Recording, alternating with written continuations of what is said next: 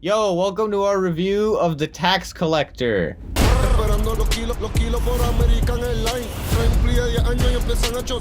want that. I'm joined today by Eagle. What up? I watched this movie because you told me to watch this. Why did you tell me to watch this movie?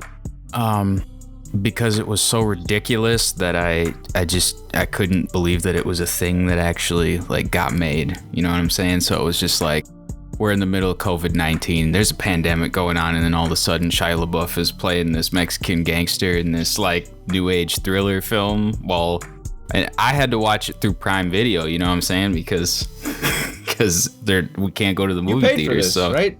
I paid good money for this. Most of it is fucking boring, except for the worst part, which is Shia LaBeouf.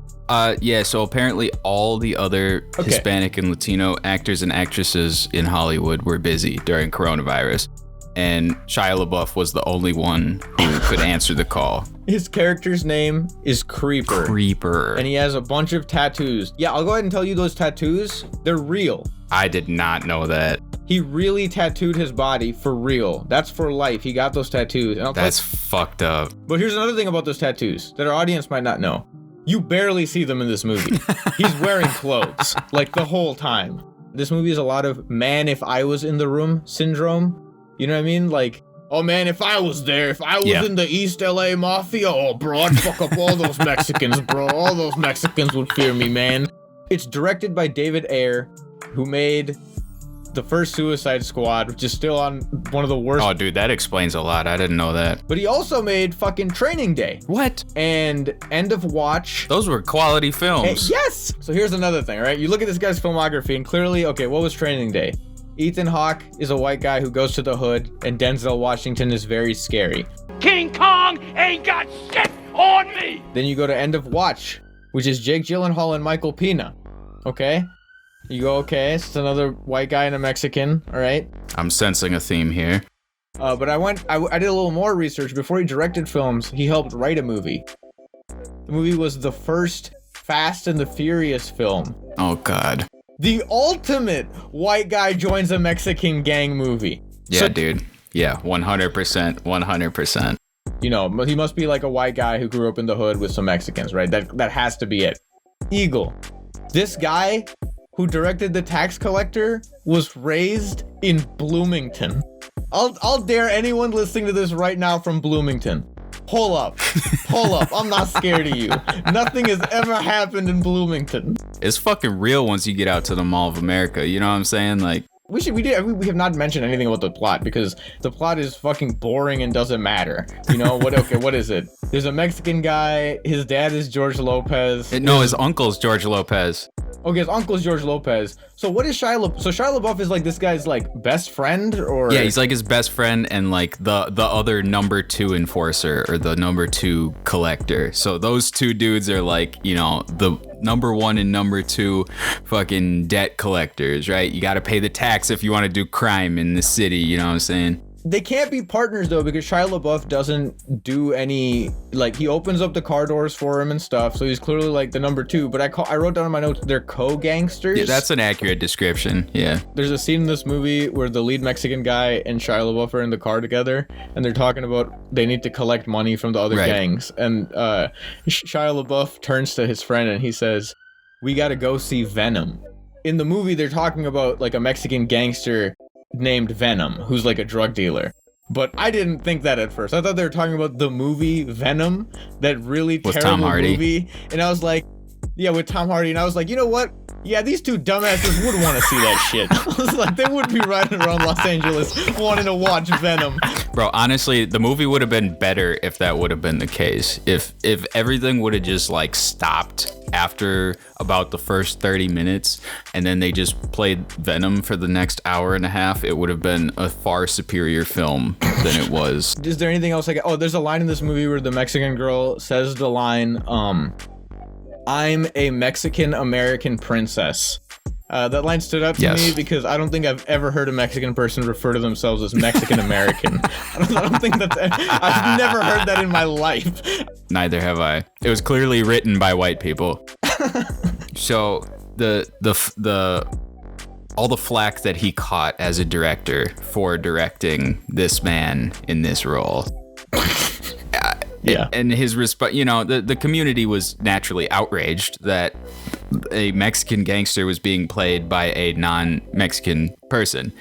And the director decided to take to Twitter, oh no, Shia LaBeouf is a Mexican.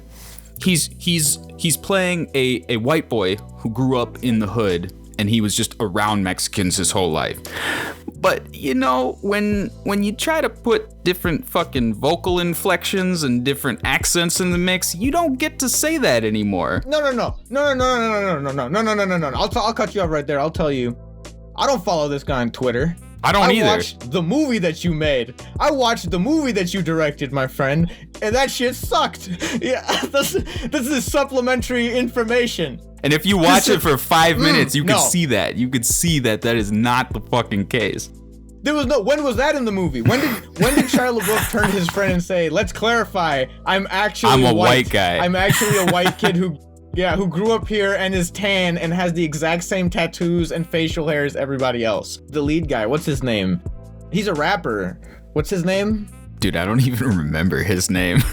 You can't really blame actors because the director's doing such a poor job, but he did not give a compelling performance. There's a line in this movie where, towards the beginning, that guy, to set up the scene, Shia LaBeouf is like intimidatingly putting a power drill to someone's like face, right? Off like to the side. And the lead guy is going, for our audience, this is exactly how he says it. I'm going to do the exact line delivery, all right? And tell me if you believe me that I am a Mexican gangster on the streets of LA.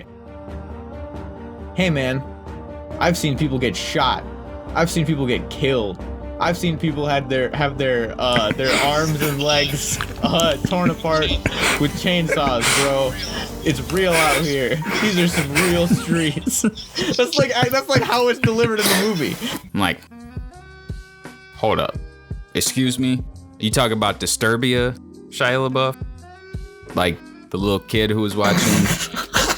That Shia LaBeouf, that dude is the tax collector. I'm like, Sam hold up. Witwicky? Oh, you talking about Optimus Prime's best friend, Sam Witwicky, in the award-winning films Transformers? Yeah. Right. He's in this rated R Mexican gangster movie. I'm like, okay, I'm gonna have to check this shit out just because of that, and because it's COVID-19 and I have nowhere else to be and nothing else to do.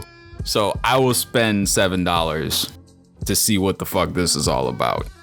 And about 15 minutes into it, I wish I had my $7 back, because I could definitely take my ass to Jimmy John's and get something that would have satisfied me a lot more than what I put myself through. Well, I'm gonna just jump into spoilers, dude, because I don't know how else to handle this shit. You can jump in and tell me your thoughts, or I'm gonna get this out right off the bat. They cut off George Lopez's head and they put it in the box. That was a shock. I was like, damn, that's wild. That's not as big a shock as the rival gang are actual Satanists. Yes. I don't know what they're doing in that room. And then Shia LaBeouf gets beaten to death with a hammer by Satanists. So, here's a couple things I forgot to mention. If you go to David Ayer's Wikipedia page, okay? You type in David Ayer, you go to his Wikipedia page. Everyone knows how Wikipedia works. There's like a normal blurb, then there's an early life part, then there's a career part, and then there's a personal life part. Where in the personal life part, they say some shit like, all his personal shit. In David Ayer, the director's personal life segment on Wikipedia, there's only one note. And the only thing it says is, according to Shia LaBeouf, Ayer is a full subscriber of Christianity. That's the only personal information we have on this guy. It was entertaining just because it was Shia LaBeouf, but that can't be your whole plot for a movie, is having a guy in a role. Like, he has to be able to act a little bit, and like, the movie has to be kind of good. And there's got to be like, some fucking story development and shit. So, I would say that overall, I'm going to have to give this movie a 3. Yeah, solid 3 out of 10, man. That's what I'm going with. I'm going to have to say, I agree with a lot of your points. I'd say 3 out of 10 is a fair score for this movie. I am going to have to make some drastic calls here, though, in the last inning of the game, all right? I'm going to have to go and say the performance... You're looking at me weird, but I'm gonna have to say the performance, it took balls, right? for Shia LaBeouf to go, you know what? Bro. Yeah, it's 2020. I'll play a Mexican. I don't care. Hey. Like many other artistic geniuses, we need to let them flourish. And so, for the sake, I will say, in our first real review on this show, I'm gonna give the tax collector a rare 10 out of 10. Bro. Right? This is a Absolutely not. No. I'm gonna have to cut off the recording here. Nothing is impossible. Like we're about to, I do not accept that. I do not accept that. You change your fucking mind right now.